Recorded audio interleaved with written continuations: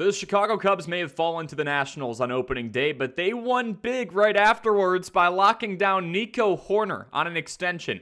Today, we dive into the details of the extension, just how valuable Hoerner is, and what this means for the future of the friendly confines. For starters, let's talk about contract details. Nico Hoerner's newest deal with the Cubbies is a 6-year, $141 million contract extension. This is the fourth largest value ever for a second baseman. This comes just days after Chicago extended another man up the middle, just a couple hundred feet behind Hoerner, in Pete Crow Armstrong, as he signed on for a 6-year, $115 million deal. That's a decent chunk of change for Hoerner then.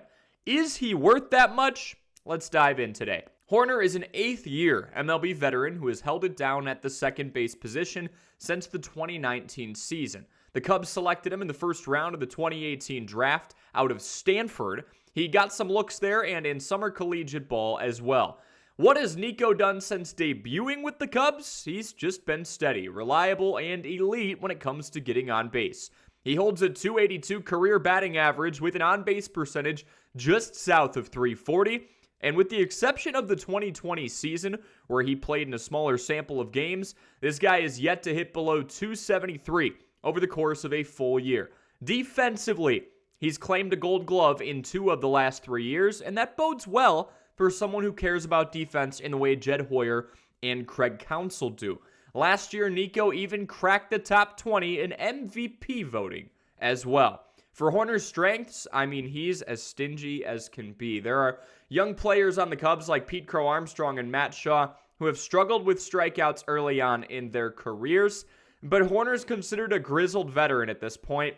For PCA and Shaw, I'd spend as much time around him as possible.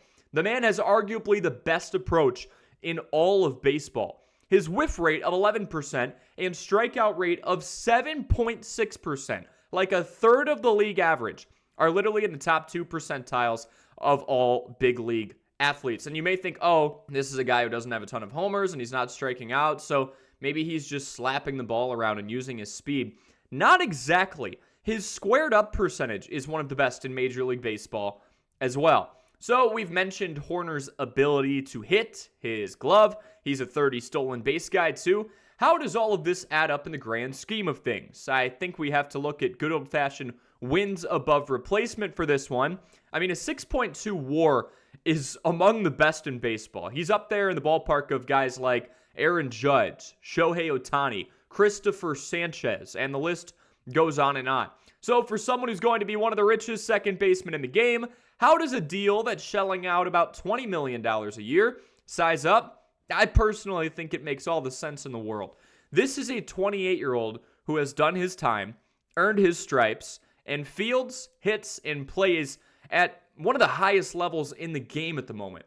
No, he's not a 30 home run guy, but he does everything else asked of him and really serves as a cornerstone of this lineup. And guess what? Dansby Swanson, Alex Bregman, and Michael Busch, they're all locked down for the next handful of years. So the future of that Cubs infield is set in stone for a bit. I'd say stability is a pretty positive thing in this scenario.